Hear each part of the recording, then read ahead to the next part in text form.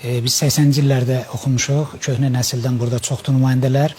Hamısı da müəllim tərəfindən tənbih olunub, cəza olunub və Allah'a şükür heç birimiz cinayətkar deyilik və yaxud terrorist deyilik. Mütləq şəkildə cəza və tənbih olmalıdır, mütləq şəkildə. Bu birinci şərtdir. Əgər bu yoxdursa, heç bir sağlam cəmiyyətdən söhbət gedə bilməz. Əgər bu prinsiplə yanaşsaq, cinayət məcəlləsi, inzibati xədalar məcəlləsi də götürülməlidir. İnsan başa düşməlidir ki, əməlin cəzası var, tənbihi var. Amma bunu eləməyəndə, məsələn, indi tətbiq olunan kurikulum sistemi tamamilə şagirdə mütləq müstəqillik verib, tam azadlıq verib, anarxiya verib, müəllimin isə səlahiyyətlərini əlindən alıb. Məktəbin və müəllimin tərbiyə vermək səlahiyyəti funksiyası alınıb. Sadəcə təhsil vermək saxlanılıb. Məktəb təhsil və tərbiyə verməlidir. Əgər biri varsa, biri yoxsa o yarımçıqdır. Hitler də yaxşı təhsil almışdı.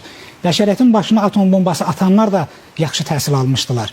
Deməli, insan yetişdirməliyik. İnsan başdan başa düşməlidir ki, pis əməlin cəzası var, pis hərəkətin cəzası var. Mən təbii ki, dərsi qavramamağa görə cəzanın tərəfdarı deyiləm. Amma tərbiyəsiz hərəkətlərə görə, məktəbin nizam-nizam qaydalarının pozulmasını, müəllimi təhqir etməyə görə artıq cəzalar verilməlidir. Yumşaqdan başlayıb, biraz sonraki ağır.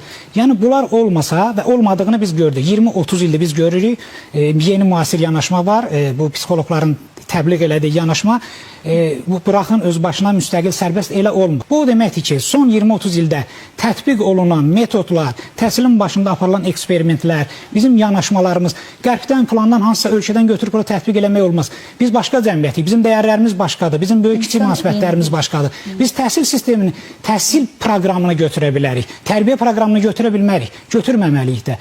O psixoloji travma deyə-deyə, alar deyə-deyə biz uşaqlarımızı narkomanların sayına baxanda, uşaq cinayətlərinin artma sayına baxanda, uşaq tərbiyəsinin artma sayına baxanda biz bu yeni yanaşmanın nəyə gətirib çıxardığını görürük. Köhnə müəllimlərin tərbiyə üsulu təcrübədən keçib. 1000 illər, 100 illər, əti sənin sümüyü mənimdən tutmuş, bu gəlib bu günə çıxıb. Çox yanlış yanaşma. İndi biz yanlışın nə olduğunu, bax bu yanaşmanı qoyandan sonraki statistikada göstərir, ortadakı faktlar da göstərir. Biz öz dövrümüzdə görmüşük, 50-yə yaxın yaşımız var, bu dövrdə görmüşük. Fakt ortadadır. Sizin dediyiniz nəzəriyyələrdir. Belə olsa, falan ölkədə bəlkə də bu yaxşı tətbiq oluna bilər. Onların dəyərlər sistemi başqadır, onların mənəvi sistemi başqadır, bizdə başqadır. Söhbət şiddətdən getmir, psixoloji, fiziki təzyiqdən söhbət getmir. Mən tənbihin tərəfdarıyam. Tənbih olunmayan uşaq tam egoist, narsist əhval-ruhiyyədə böyüyür. O bilir ki, müəllim mənə heç nə deyə bilməz. Biz bilirik, uşaq meyillidir mənfi şeylərə. Uşaqlar meyilli olur da. O meyilliliyi aradan qaldırmaq üçün bir üsul olmalıdır, bir tənbih üsulu olmalıdır. Fiziki cəza şərt deyil. O tənbih üsulları tətbiq olunmayanda uşaq getdikcə daha çox özünü hiss edir, necə deyim, qəhrəman hiss edir. Mən bunu elədim, heç nə eləyə bilmədim müəllim mənə. Və bunlar yığılıb müəllimi təhqir eləyirlər.